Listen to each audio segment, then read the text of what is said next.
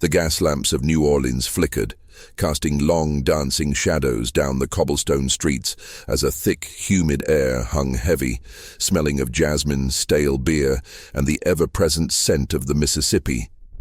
Detective Alistair Finch, a man whose weary eyes held the weight of 1,000 unspoken stories, pulled his woolen coat tighter despite the oppressive warmth.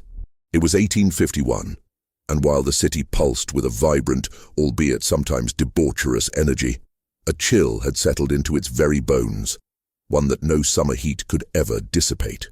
It had been years since the infamous incident, but the whispers still slithered through the back alleys and elegant parlors. The burning of the witches. 3 women, accused of dark practices, had been dragged to Jackson Square, their pleas drowned out by the frenzied shouts of a terrified mob. They were tied to makeshift stakes, their silhouettes stark against the burgeoning full moon and set ablaze.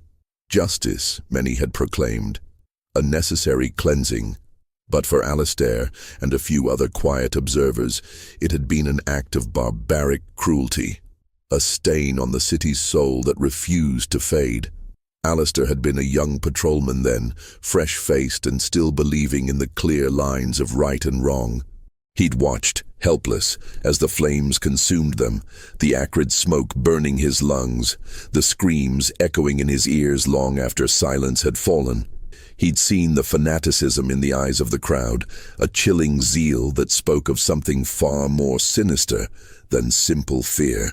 He had tried to intervene, to question the flimsy evidence, but he was new, insignificant, and quickly dismissed.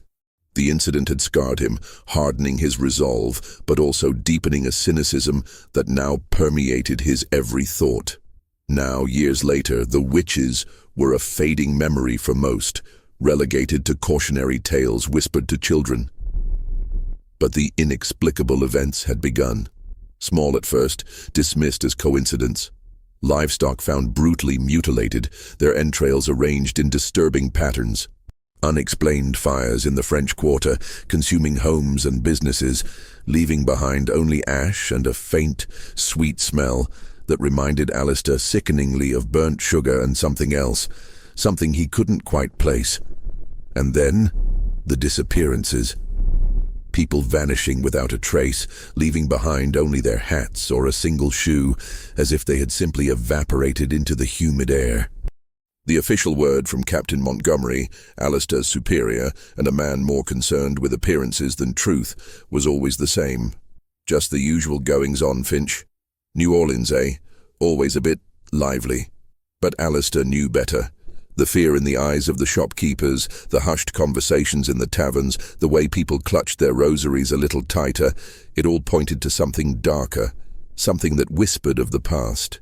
His current assignment was routine, a break-in at a textile merchant's warehouse near the docks.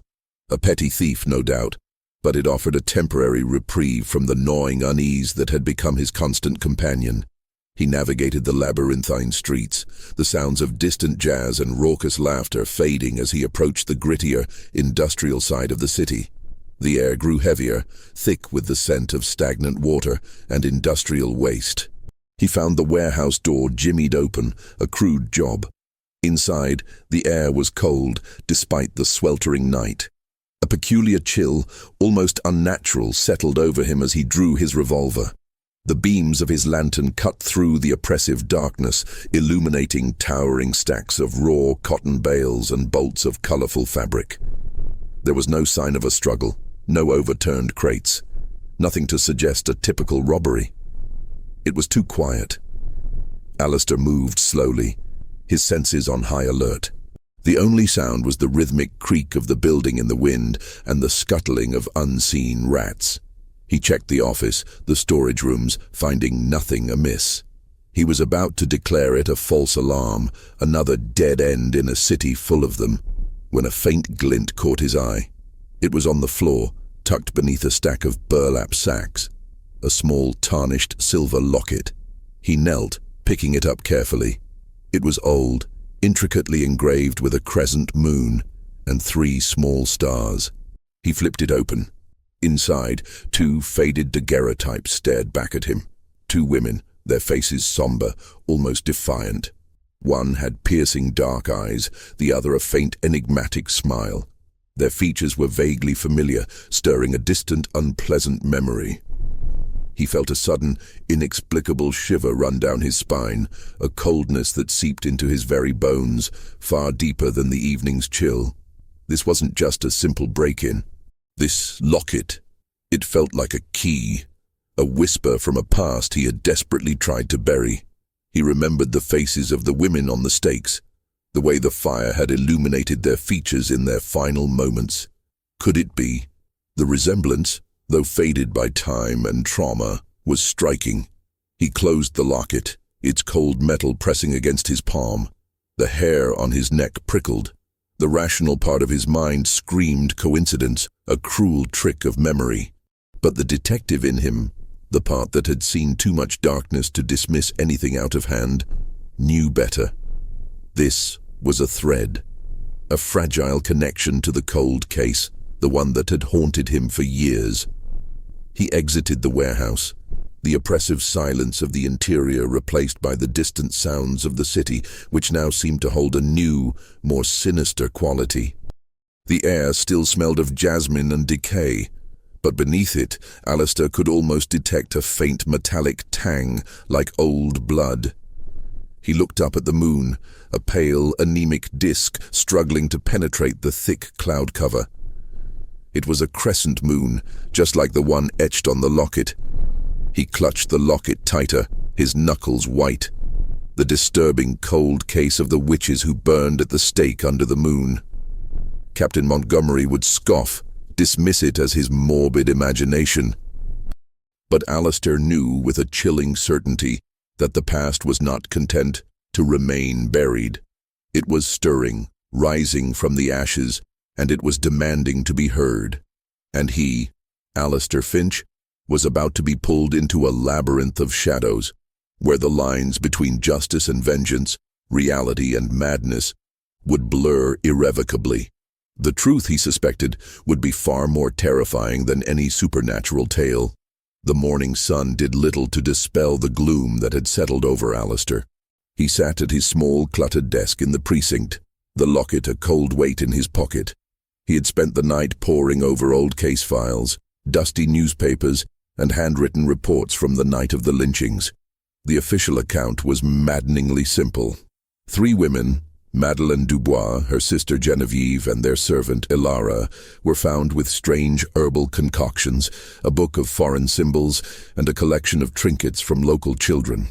The mob, incited by a traveling preacher named Silas Thorne and the influential merchant Mr. Beaumont, had acted swiftly. No trial, no proper investigation, just fire and fury. The daguerreotypes in the locket matched the descriptions of Madeleine and Genevieve. But the third woman, Ilara, was absent. Why? And who had left the locket in a warehouse that had no connection to the events of years ago? Alistair felt a familiar frustration building in his chest, the kind that came with chasing ghosts in a city that preferred to forget its sins. His morning was interrupted by a knock on his office door.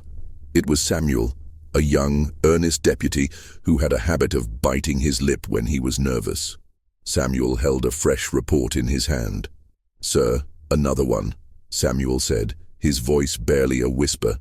"Miss Eleanor Vance, gone, vanished from her home on Rampart Street. The housekeeper found this." He held out a small folded piece of paper. Alistair took it. It was a drawing, crudely rendered in charcoal. A crescent moon and 3 stars, just like the locket. Alistair's heart sank. This wasn't a coincidence. This was a deliberate message. "Did they find anything else?" Alistair asked, his voice low. "No, sir. Her bed was made. Her belongings are all there. It's like she just stepped out and never came back." Samuel paused, biting his lip. "Her house is on the old Dubois property, sir, the one they had to sell after. Alistair felt a jolt of recognition. The Dubois sisters had owned a grand, multi-storied home on Rampart Street. It had been sold for a pittance after their deaths, their name too tainted for anyone to pay its true worth. Now, it was a boarding house, a grim irony in a city that pretended to be so devout. Alistair knew what he had to do. He told Samuel to keep the paper secure and to not speak of it to anyone. He didn't want Captain Montgomery's prying eyes and inevitable dismissal. This was his case now, not just a cold one. It was a living, breathing monster. He made his way to Rampart Street. The oppressive humidity was even thicker here, trapped between the narrow buildings. The house was a stately 3-story mansion, its white columns peeling, its once pristine facade now stained and worn by time. A dark cloud seemed to hang over it, a palpable sense of sorrow and history. The housekeeper, a woman named Beatrice with a face etched with worry, met him at the door. Her hands wrung a lace handkerchief. "She was so sweet, Miss Eleanor," Beatrice said, her voice trembling. "Kind to all of us. She told me she was going to write in her study last night. I brought her tea. When I went to wake her this morning, the room was empty. The window was locked from the inside." Alistair nodded, his eyes scanning the grand entryway. The air inside was cold, a bone-deep chill that had nothing to do with the temperature outside. It was the same chill he had felt in the warehouse. He asked Beatrice to show him to Eleanor's study. The room was neat, almost unnervingly so. A half-written letter was on the desk, the ink still wet. A book of poetry lay open, and on a small table beside it a cup of tea, a thin film of dust on its surface. The window was indeed latched from the inside. There were no signs of forced entry, no footprints, no indication of a struggle. It was as if she had simply ceased to exist. Alistair's gaze fell on a small wooden box on the desk. He asked Beatrice if he could look inside. She nodded mutely. He opened it. It contained a few trinkets, a faded ribbon, a seashell from the coast, and a small, intricate drawing of a star. He felt his stomach tighten. The 3rd star from the locket. This was more than a message. This was a pattern. The locket had 3 stars, and 3 women had died. The note from the latest disappearance had 3 stars. The 3 women who had been burned.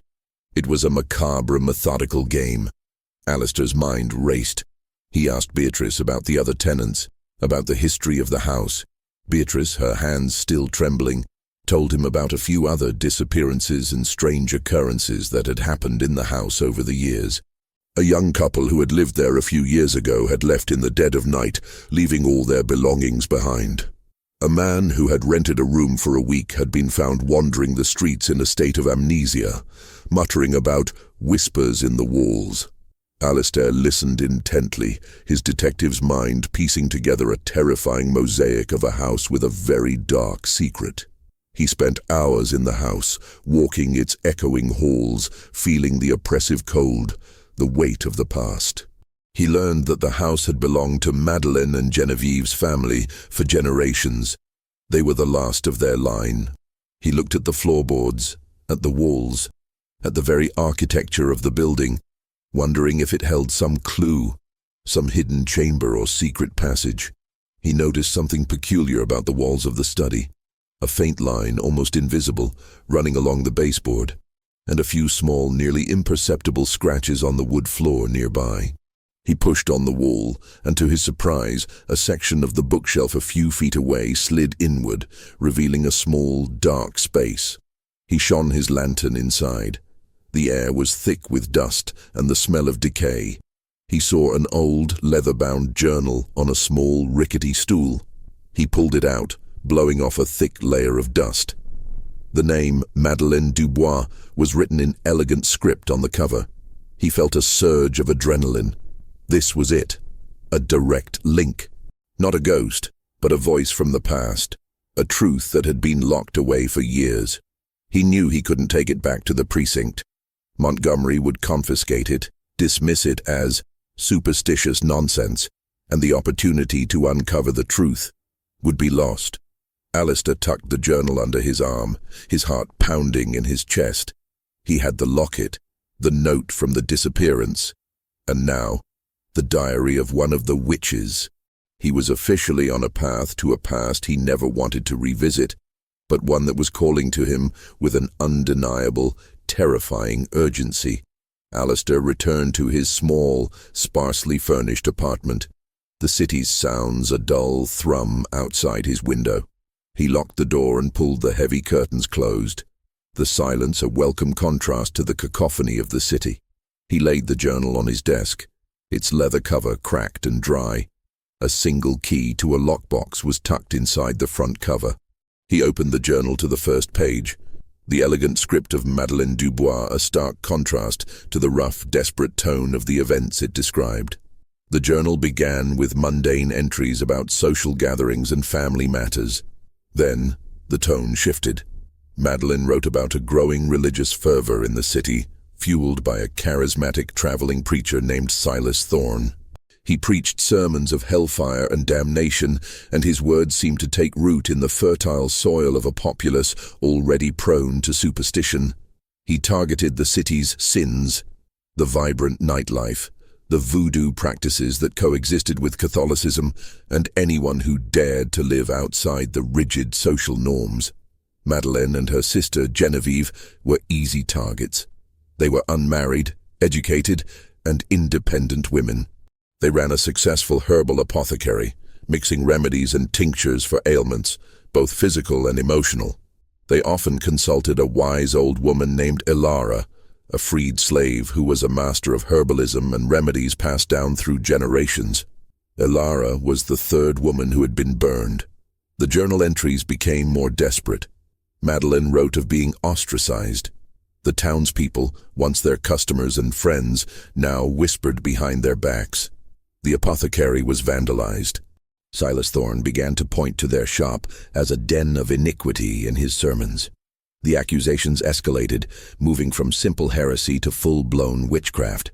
Alistair's blood ran cold as he read an entry detailing a meeting between Silas Thorne, the wealthy merchant Mr. Beaumont, and the city's judge, a man named Judge Crowley.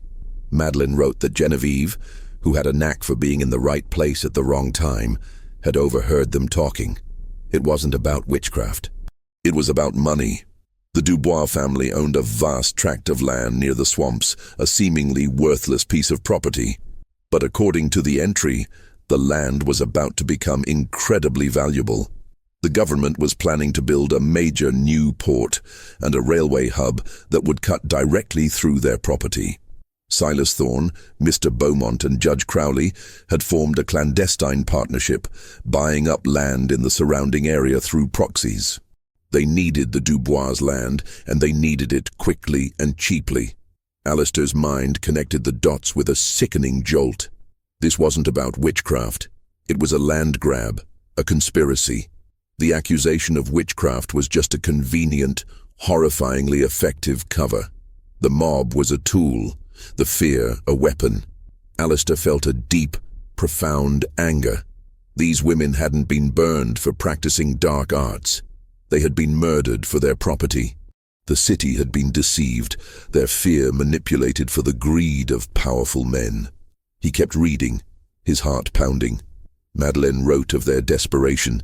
They couldn't prove the conspiracy. No one would believe them against the word of a preacher, a powerful merchant, and a judge. She wrote that they had tried to appeal to the authorities, but their pleas fell on deaf ears. She detailed how they had gone to see Captain Montgomery, Alistair's own superior. Montgomery had dismissed them, citing the overwhelming public sentiment and the unassailable reputation of the men involved. Alistair felt a wave of nausea. His superior, the man he had looked up to, had been complicit in a cold-blooded murder. The final entries were filled with a desperate plan.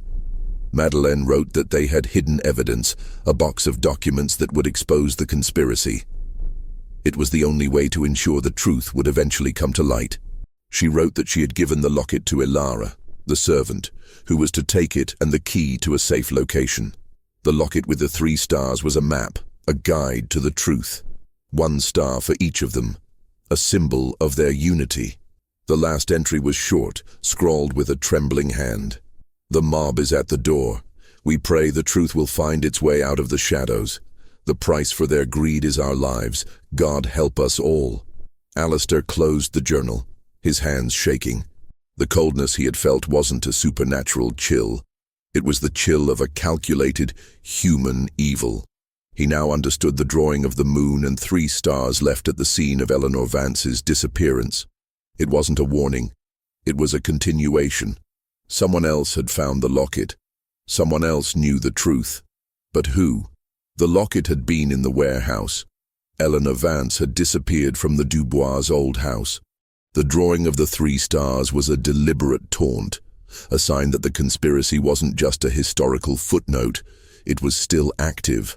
Alistair pulled out the locket, looking at the 2 daguerreotypes again. Madeline and Genevieve.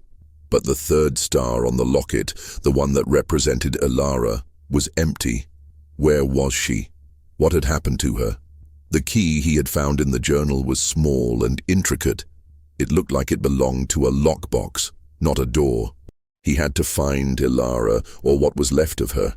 She was the missing piece, the one person who could have survived the purge and held the key to the entire mystery. He also had to figure out who was now using the symbolism of the locket to terrorize the city. Was it a descendant of Ilara? Was it someone seeking revenge on behalf of the dead women? Or was it something far more complex and personal? He knew he couldn't go to Montgomery. The captain's involvement in the cover-up meant he was a part of the conspiracy, or at least a complicit accomplice. Alistair was on his own. He was just a single detective, with a worn-out coat and a tarnished locket, up against a powerful network of influential men. The weight of it all was almost too much. He felt the paranoia begin to creep in, a cold finger of fear tracing the back of his neck. Was he being watched? Was this a trap? He had to move carefully, trusting no one. He had to follow the trail of the locket, find what the key opened, and expose the truth before the conspirators could bury it, and him forever. The game had begun, and Alistair Finch was its unwilling but determined player. The morning after discovering Madeline's journal, Alistair felt a new sense of purpose, tinged with a deep-seated fear. The paranoia was a constant companion, a low hum beneath his thoughts. He needed a confidant, someone who operated outside the official channels of law enforcement and society. His mind immediately went to the city's most notorious and most respected purveyor of secrets, Marie Laveau. Marie Laveau was more than a voodoo practitioner. She was a pillar of the community, a hairdresser to the city's most elite, and a spiritual guide to its most marginalized. She was a master of observation, a listener of whispers, and a keeper of secrets. Her home on St. Anne Street was a nexus of information, a place where people from all walks of life came for guidance, healing, or a simple bit of gossip. Alistair had met her on a few occasions, always professionally, during investigations that touched upon the city's more esoteric underbelly. He respected her intelligence and her unwavering moral compass, which often seemed sharper than the laws.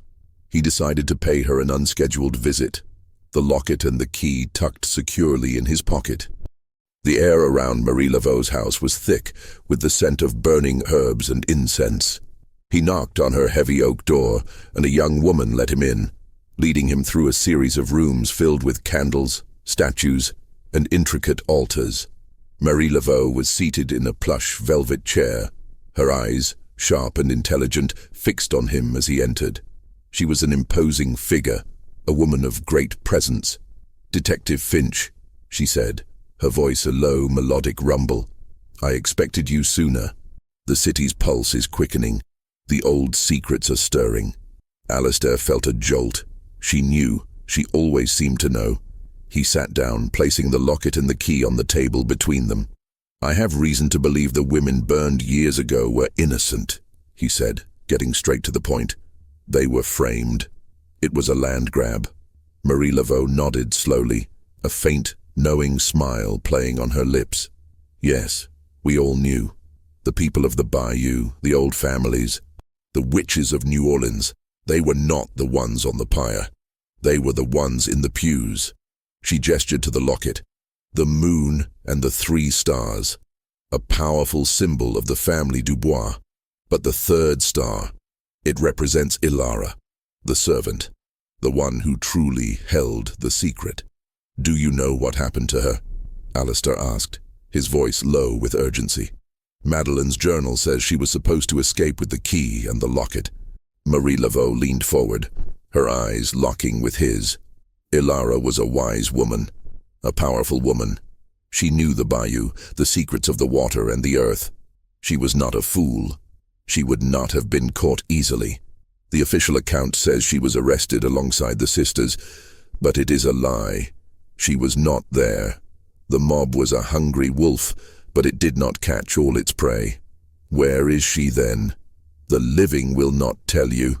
The dead, however, whisper their secrets to those who know how to listen, Marie said cryptically. Ilara's family is buried in the St. Louis Cemetery No. 1. The key you hold, it may not open a box, it may open a tomb. Alistair felt a chill run down his spine. The idea of a key to a tomb, a secret hidden within the final resting place of the dead, was both morbid and compelling. He trusted Marie Laveau's intuition.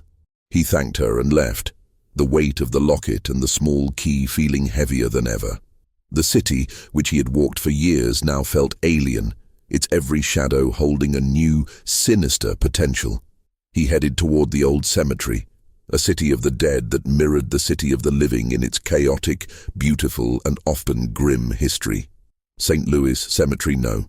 1 was a labyrinth of above-ground crypts and crumbling marble monuments, each one a testament to the city's unique relationship with death. He found the section where Ilara's family was buried. There was no single grave, but a family crypt, its marble facade cracked and stained with age. The name, Bonnie, was etched above the door. He looked at the crypt, his mind racing.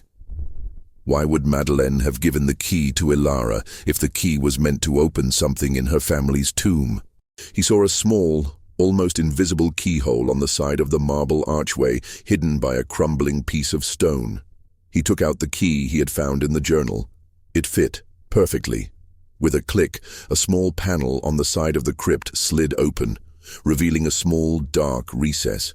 Inside, there was a small wooden box wrapped in a faded piece of cloth. He pulled it out, his heart pounding. This was it, the evidence Madeleine had hidden. He opened the box. Inside, there were no documents. Instead, there were two small, folded pieces of paper. He unfolded the first. It was a note, scrawled in what looked like Madeleine's handwriting. It was a note addressed to him, Alistair, by name. Detective Alistair Finch, we have been watching you. We have seen your quiet acts of kindness, your pursuit of justice. The key is not to a box. It is to a person. Find her. Alistair felt a jolt of confusion, then terror. How could Madeleine have known his name? She had been dead for years. His mind raced. Was it possible that Madeleine wasn't the one who had written it? Was this a message from a living person, someone who had known about the key, who had put it there? His paranoia intensified. He unfolded the second piece of paper. It was a map, crudely drawn, of the bayou. A single red circle was drawn in a small clearing. A name was scrawled beside it. The Hut of Whispers. He had been so focused on a conspiracy of the past that he hadn't considered the possibility of a living culprit. Someone had been watching him, guiding him, leading him on this path. Was it a descendant of Ilara? Was it someone who wanted revenge? He looked around the cemetery, the shadows feeling longer, more sinister. The cold chill he had felt in the warehouse returned, and he felt a presence, an unseen pair of eyes watching him. He knew now that the terror that had been spreading through the city wasn't a ghost story, but a psychological game, a chillingly human plan. He had been so focused on the conspirators, on the power of money and greed, that he had missed the most important piece of the puzzle, the game itself. The person who was guiding him, the one who had left the locket and the drawing of the stars, was now a far more terrifying threat than the long-dead men who had started it all. He had to get to the bayou, to the Hut of Whispers. He had a feeling that the answers he sought would be waiting for him there, along with the source of the madness that was now consuming the city. And he also had a feeling that he was walking directly into a trap. The bayou was a world away from the manicured streets of New Orleans, a dark, primordial landscape of cypress trees draped in Spanish moss, their roots snaking through murky, stagnant water. The air was thick with the scent of mud and decay, and the only sounds were the buzz of insects and the occasional croak of a frog.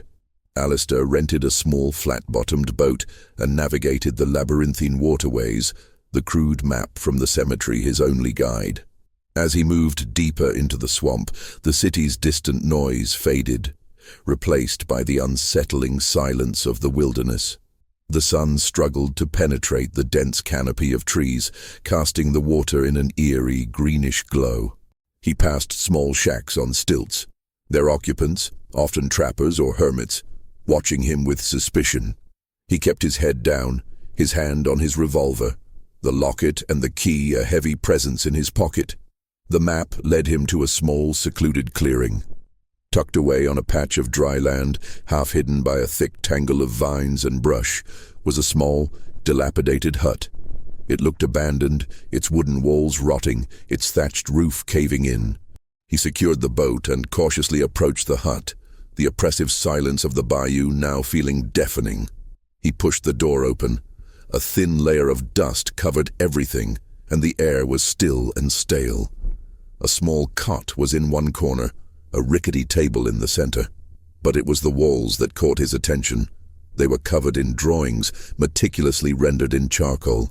They depicted the city, the marketplace, the opulent homes of the wealthy.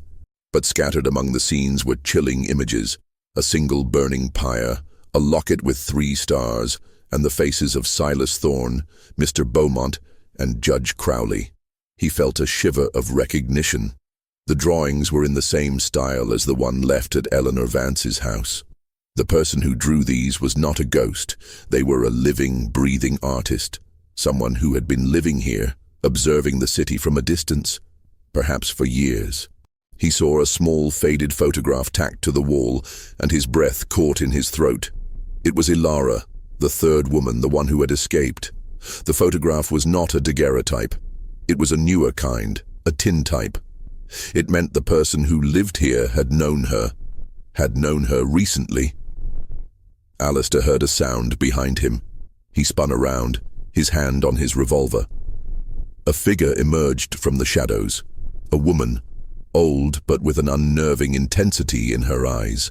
Her hair was streaked with grey, her face a roadmap of hard-won wisdom and sorrow. She held a gnarled walking stick, and she moved with a quiet, deliberate grace. "You are a long time coming, Detective Finch," she said, her voice raspy with age. "But you found the way. The clues were subtle, but you are not like the others." Alistair's mind raced. "Who are you? What is this place?" "My name is Seraphina," she said. "I am the keeper of the Hut of Whispers, and I am Ilara's granddaughter." Alistair felt a jolt. The locket had been given to Ilara. Ilara had escaped, and she had passed the secret, the truth, down to her granddaughter Seraphina. Seraphina, the woman who had been stalking him, leaving him clues, drawing him into this web. "Why me?" Alistair asked, his voice low. "Why lead me on this path? Why the disappearances?" Seraphina's eyes held a deep well of pain.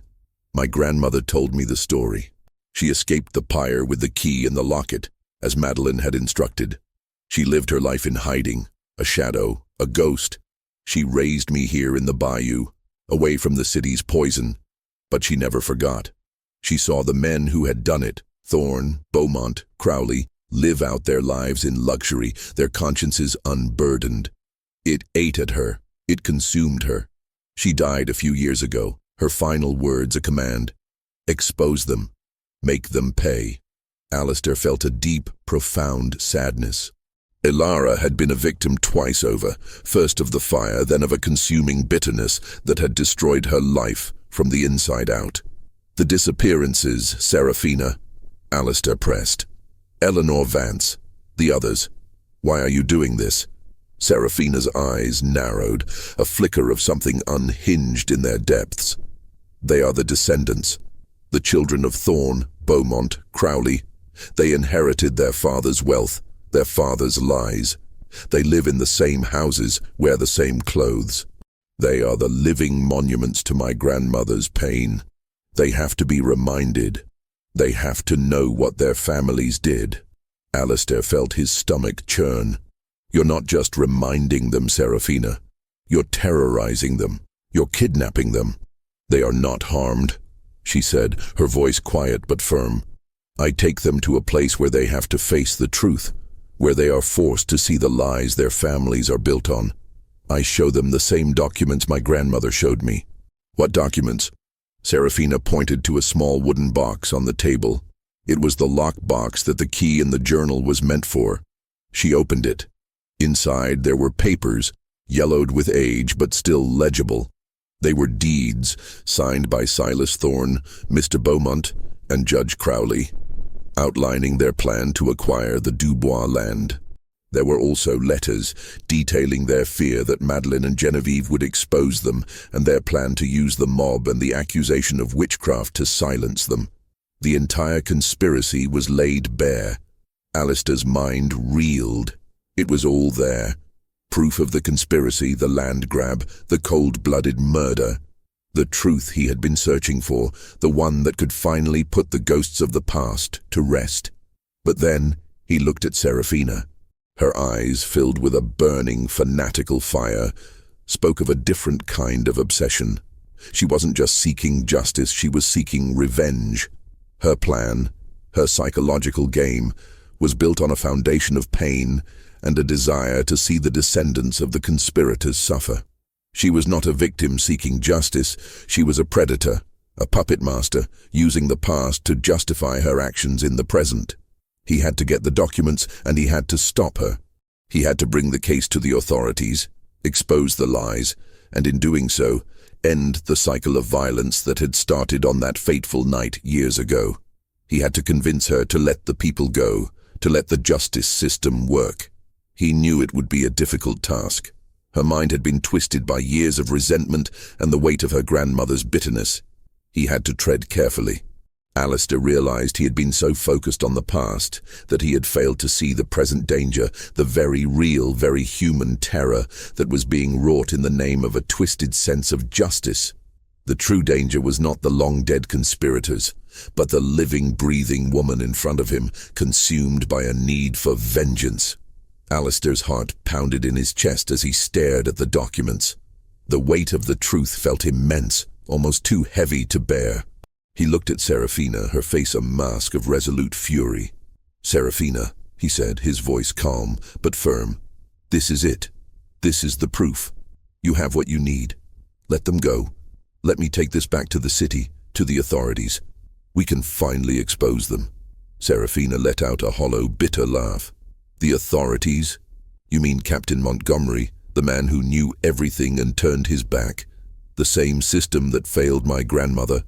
No, justice is not a ledger to be balanced by a court. It is a reckoning, a personal debt to be paid in full." Alistair took a step forward, his hand still on his revolver. "Revenge is not justice. You're just perpetuating the cycle of violence. You're becoming what they were, a person willing to use others to get what you want." The words hit their mark. A flicker of pain crossed Serafina's face, a brief moment of doubt before it was replaced by a hardened resolve. They must feel what my grandmother felt. The suffocating fear, the sense of a world gone mad. Only then will the circle be complete. Alistair knew he couldn't reason with her. Her mind was a fortress, built on a foundation of inherited pain and a desperate need for retribution. He had to act. He had to get the documents and escape. He took another step, reaching for the box. "Don't," she warned, her voice a low hiss. "There are others. The others who have disappeared. They are waiting.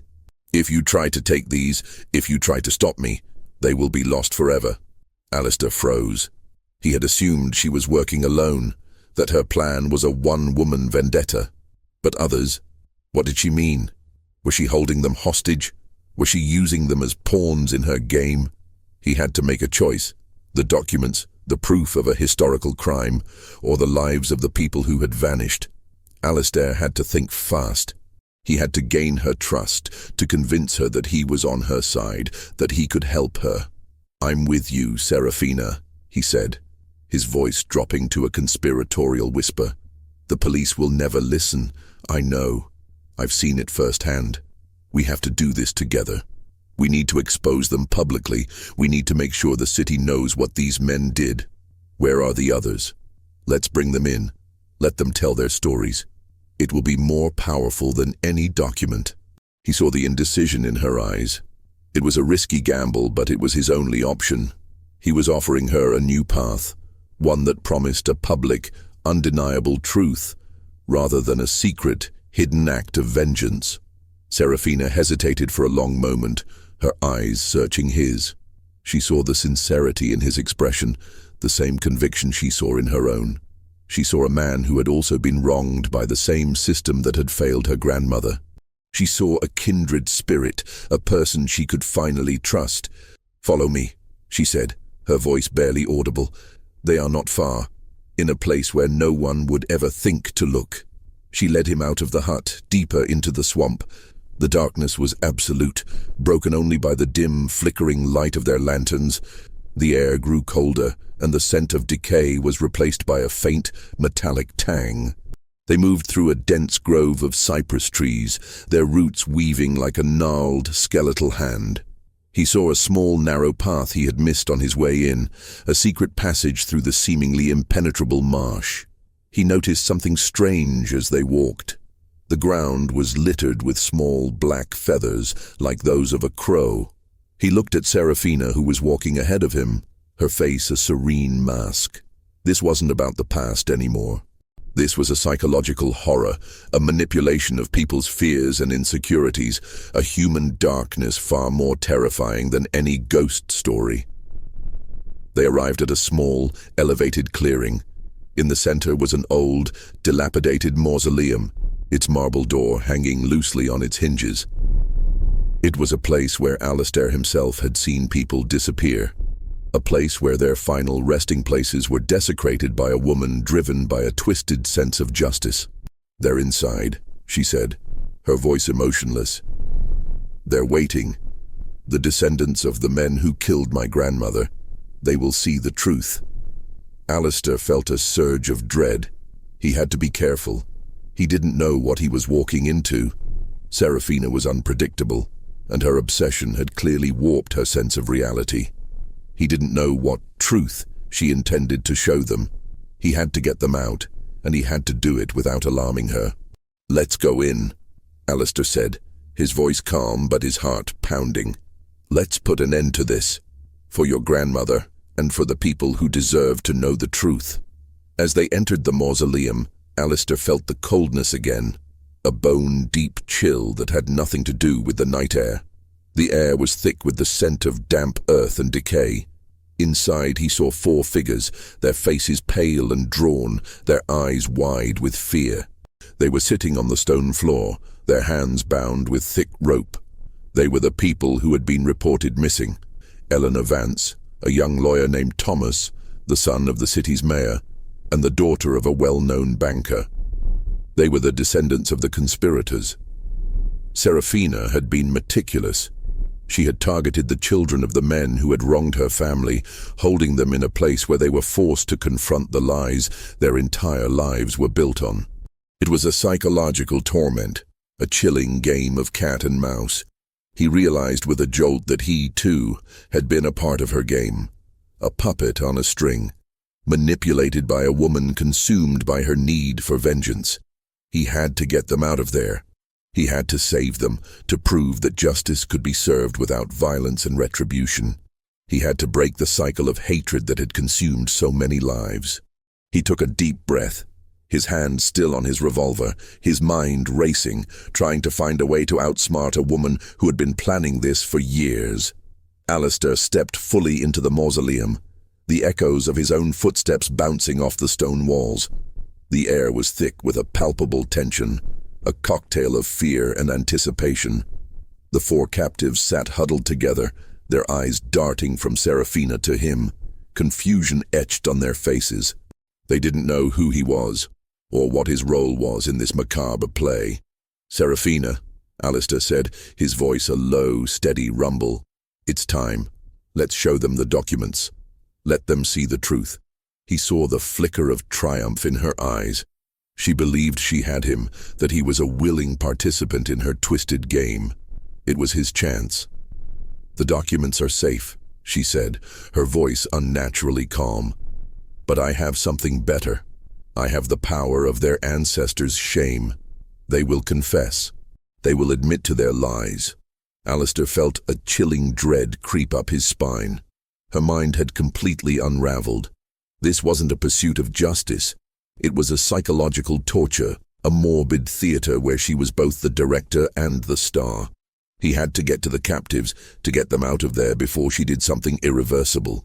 He took a step towards them, but Seraphina was faster. She moved with a surprising agility for a woman her age, pulling a small black object from the folds of her dress. It was a small, ornate dagger. She pressed the cold metal blade against Eleanor Vance's throat. "Don't come any closer," she said, her voice trembling with emotion. "I will not let you take this from me. I will not let you take my revenge." Alistair froze. He had misjudged her. He had assumed her obsession was limited to psychological torment, but he was wrong. She was willing to use violence. He had to think, had to talk her down. "Seraphina, listen to me," he said, his hands raised in a gesture of surrender. "This isn't what your grandmother would have wanted. She wanted justice. She wanted the truth to be known. She didn't want more bloodshed." "You don't know what she wanted," Seraphina screamed, her voice cracking with pain. "You didn't see her suffer. I did. I heard her cries in the night, her silent tears. I heard her tell me what they did to her family. Justice is not for the living, it is for the dead. And I am a vessel for her revenge."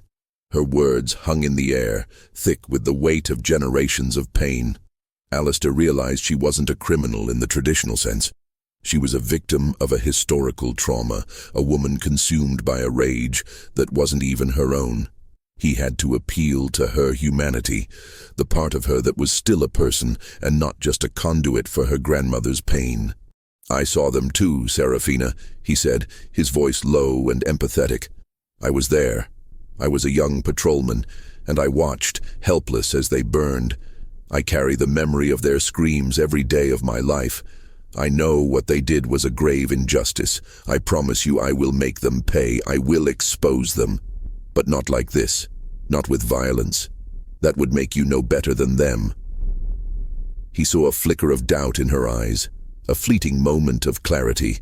He had to press the advantage. "I have the documents," he said, pulling the box from his pocket. "I will take them to the court. I will expose the conspiracy. But I need your help. I need you to release them. We can do this the right way. We can finally bring them peace, and you can finally have a life of your own, free from this burden." Seraphina's hand trembled, the dagger shaking against Eleanor Vance's throat.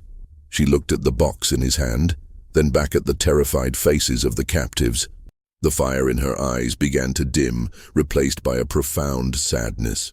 The weight of her obsession, the burden of her grandmother's pain was finally starting to crack under the weight of her humanity. "I can't," she whispered, her voice barely audible. "I can't let them go. Not until they confess. Not until they admit to their family's sins." Suddenly, a loud crash echoed from outside the mausoleum. The sound of a boat engine. The voices of men. Alistair's heart sank. It was Montgomery. He had been followed. He had been a part of the game from the beginning, a pawn in Seraphina's plan, which had now gone completely wrong. The mausoleum door burst open, and Captain Montgomery, flanked by 2 armed deputies, stepped inside. His eyes, cold and calculating, fixed on Alistair, then on Seraphina, then on the captives. He saw the dagger, the fear in the captive's eyes, and the box in Alistair's hand. "Finch," Montgomery said, his voice a low growl. "Drop your weapon. Step away from her." Alistair didn't move. He knew what Montgomery would do. He would cover this up. He would bury the truth, and Seraphina would be silenced. The cycle would continue. He had to make a choice. He had to protect the documents, the proof that could finally bring justice. "I know what you did, Montgomery," Alistair said, his voice shaking with a righteous fury. "I have the proof. The Dubois sisters. It wasn't witchcraft. It was a land grab. You knew. You were a part of it." Montgomery's eyes widened, a flicker of panic in their depths. The two deputies looked at each other, confusion on their faces. They had no idea what Alistair was talking about. Montgomery had played his game well, but Alistair had finally uncovered his secret. "He's a madman," Montgomery shouted, his voice a desperate plea to his men. "He's been working with her. He's a part of this." Serafina, seeing her chance, let go of Eleanor Vance. She thrust the dagger forward, not at a captive, but at Montgomery. Alistair had to act. He lunged forward, not to stop her, but to knock the documents from his hand. He had to get them. In the chaos, the mausoleum door, weakened by age and the sudden force, collapsed inward. The stone slabs crashed to the ground, kicking up a cloud of dust. In the ensuing confusion, Serafina, seeing her opportunity, grabbed Alistair and pulled him through the opening. They disappeared into the bayou. The captives, freed from their bonds, scrambled out of the mausoleum, their terror replaced by a desperate need to escape. Montgomery, disoriented and enraged, bellowed orders at his men to follow Alistair. Alistair had been on his own before, but now he was a fugitive, a man on the run, with the truth in his hands and a powerful, vengeful man on his trail. He had the documents, the proof that could expose the entire conspiracy, but he also had a dangerous and unpredictable ally in Serafina. He had to make it to the city, to a place where he could finally expose the truth. The game had just gotten a lot more dangerous. Alistair and Serafina, now bound by circumstance and a shared goal, moved through the treacherous bayou, the sounds of Montgomery's men shouting in the distance. The swamp, once a place of solitude, was now a hostile, unforgiving landscape. Alistair, a man of the city, struggled to keep up with Serafina, who navigated the dense thickets and murky waters with a quiet, practiced ease. "They won't give up," Alistair said, his breath ragged. "Montgomery will be relentless. He can't afford to let that information get out.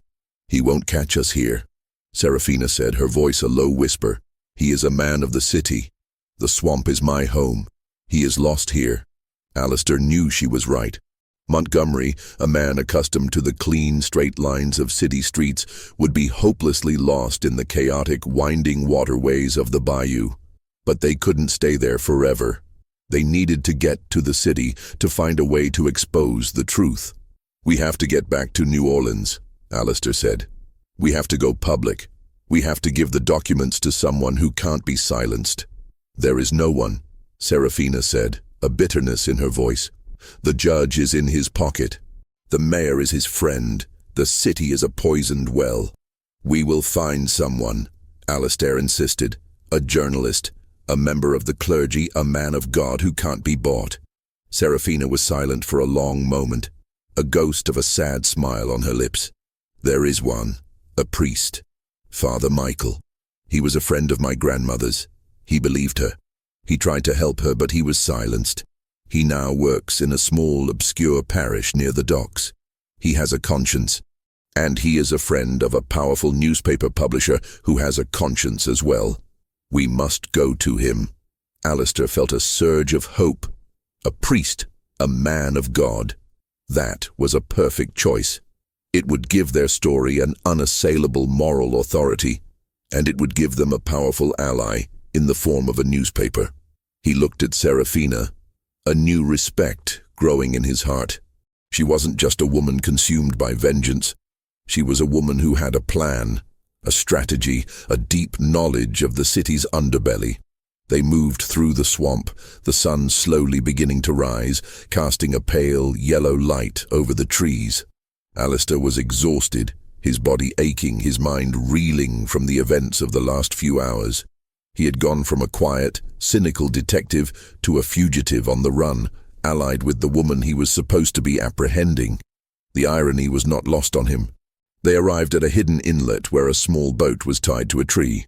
Serafina had a small box of rations and a flask of water. She handed him the water, her eyes, for the first time, showing a flicker of concern. "You're not a swamp person, detective," she said, a hint of a smile in her voice. "You're a city man. You don't belong here." "I don't belong anywhere anymore," he said, his voice flat. "But I will see this through. For them, for Madeline and Genevieve, for your grandmother."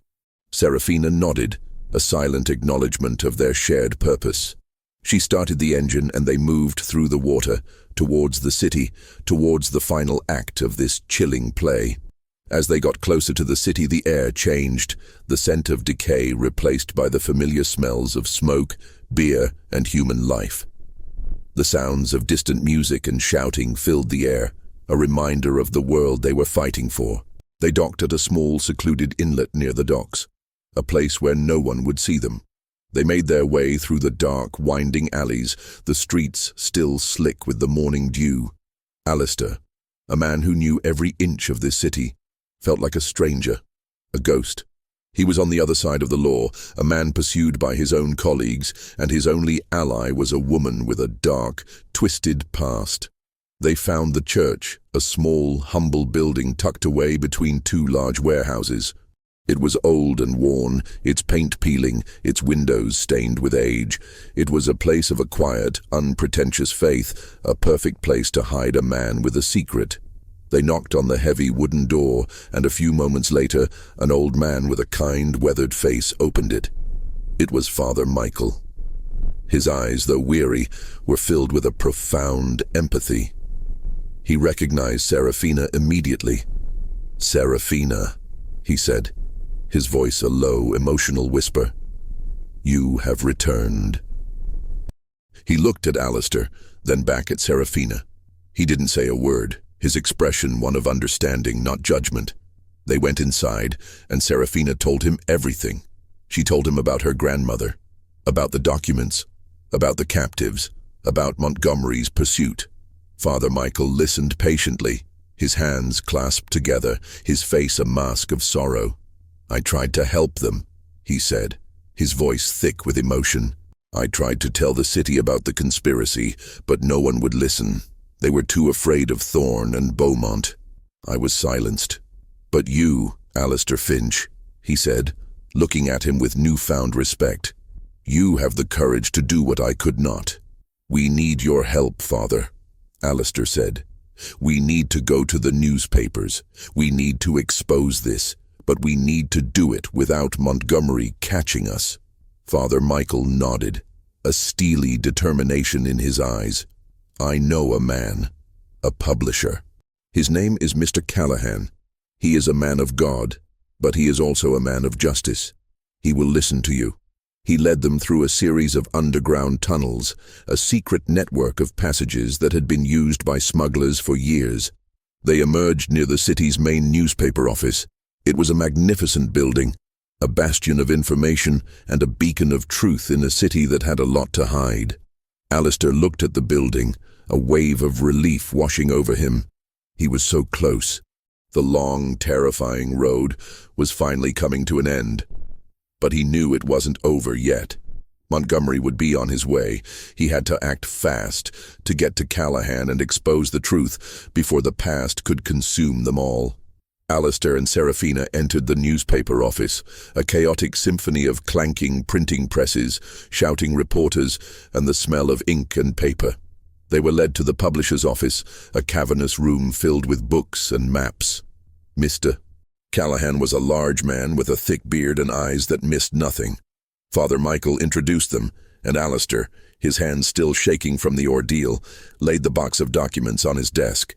"This is it, Mr. Callahan," Alistair said, his voice still hoarse from exhaustion. "This is the truth.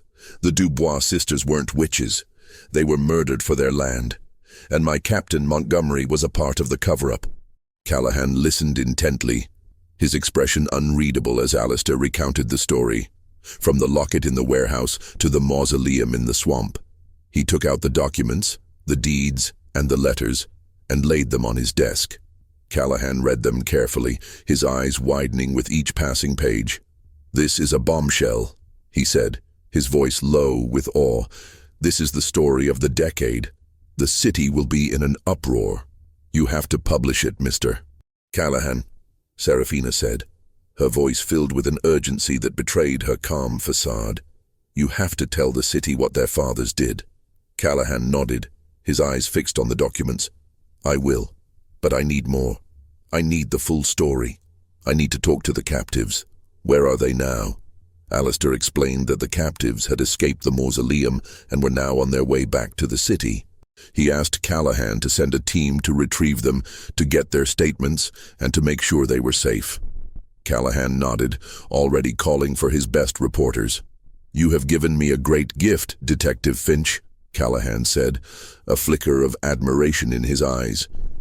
"You have done a great service to this city. You will not be forgotten." Alistair felt a wave of relief wash over him. It was over. The truth was out. The ghosts of the past would finally be laid to rest. He looked at Serafina, who had a small, triumphant smile on her face. Her quest for justice was finally over. She could finally be free. Suddenly, the door to the office burst open.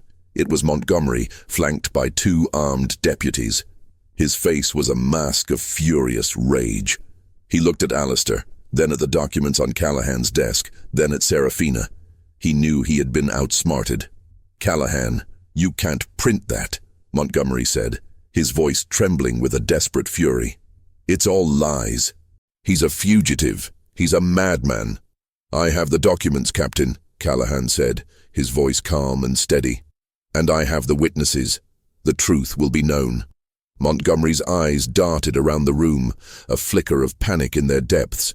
He knew he was trapped. His career, his reputation, his life were all about to come crashing down.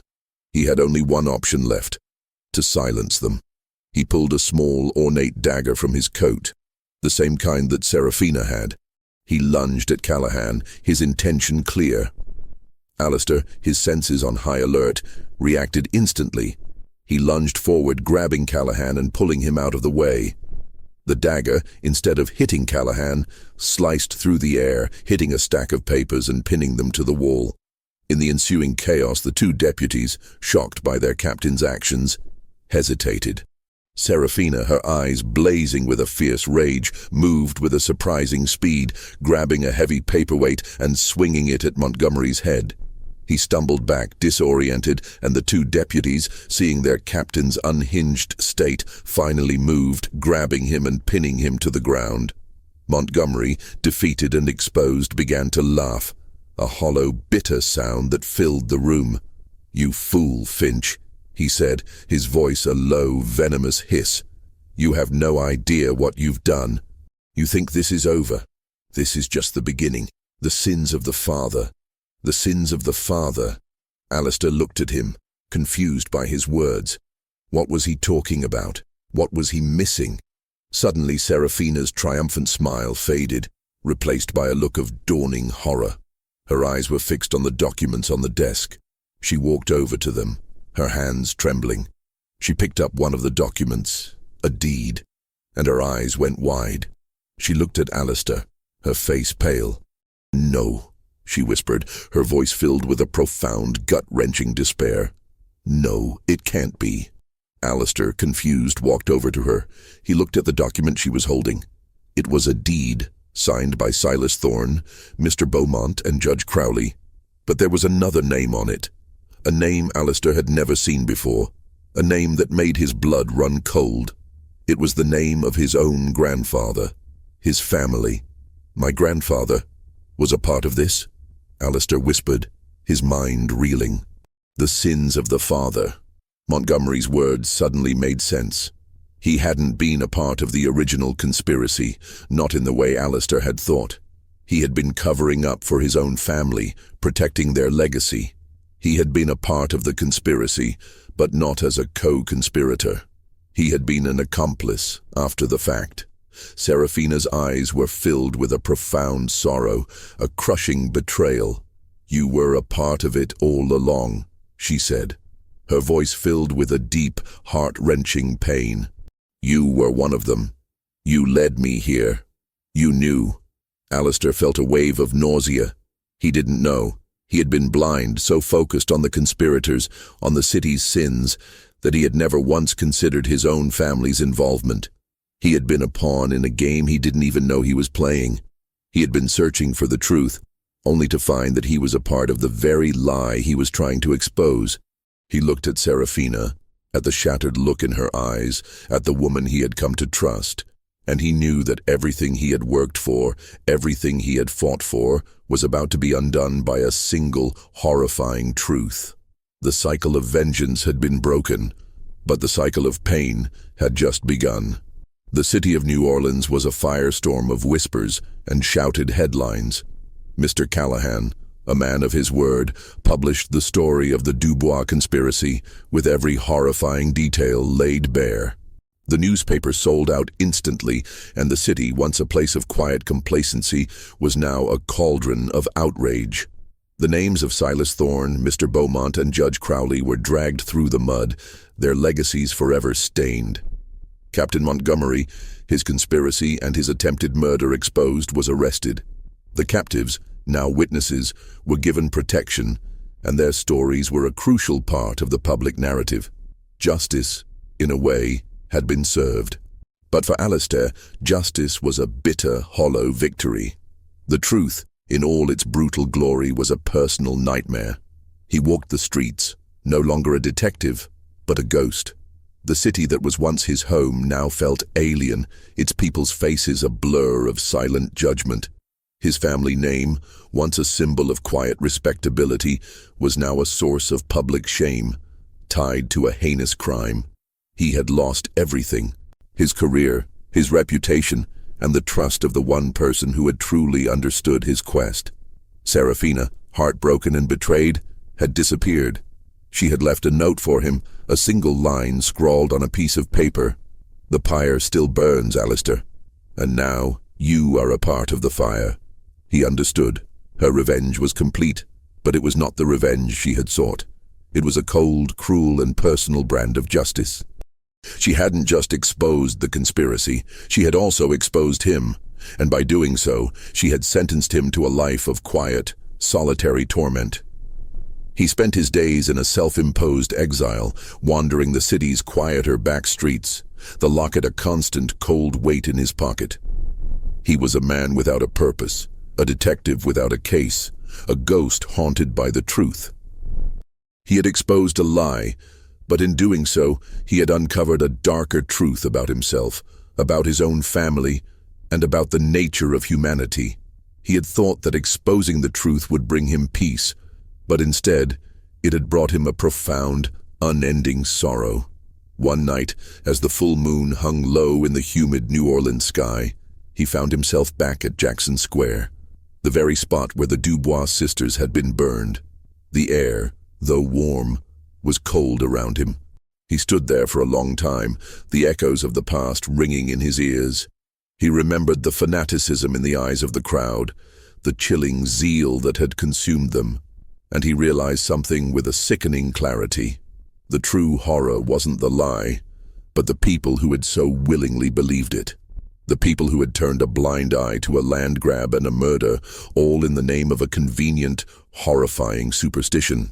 He looked at the moon, its pale light casting long shadows on the cobblestones, the crescent moon and the 3 stars, the symbol of a conspiracy that had destroyed so many lives. He took out the locket, the cold metal a familiar presence in his hand. He looked at the faded daguerreotypes of Madeleine and Genevieve.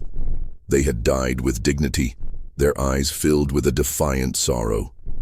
They had not been victims of witchcraft, but victims of human greed and a collective madness. He closed the locket, the sound of final, definitive click. The case was over. The culprits were exposed. The conspiracy was a matter of historical record.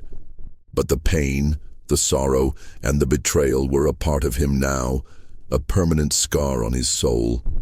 He felt a presence behind him. He didn't turn around. He didn't need to. He knew who it was: Serafina.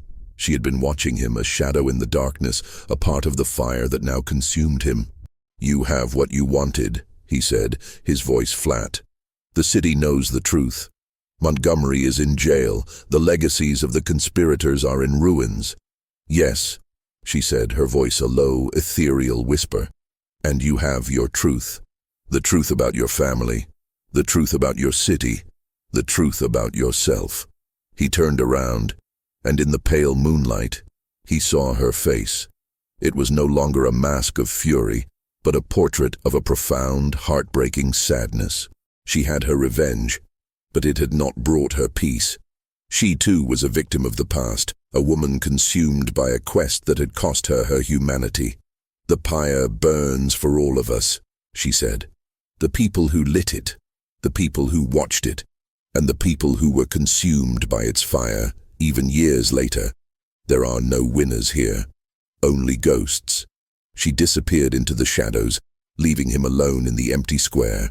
He looked at the spot where the stakes had stood, and for the first time he felt a deep, profound sorrow for the men who had been consumed by greed, for the women who had been consumed by fire, and for himself, a man who had been consumed by a truth that had cost him his soul. The disturbing cold case of the witches who burned at the stake under the moon was not a story of the supernatural. It was a story of human greed, of a collective madness, and of a legacy of pain that had been passed down through generations.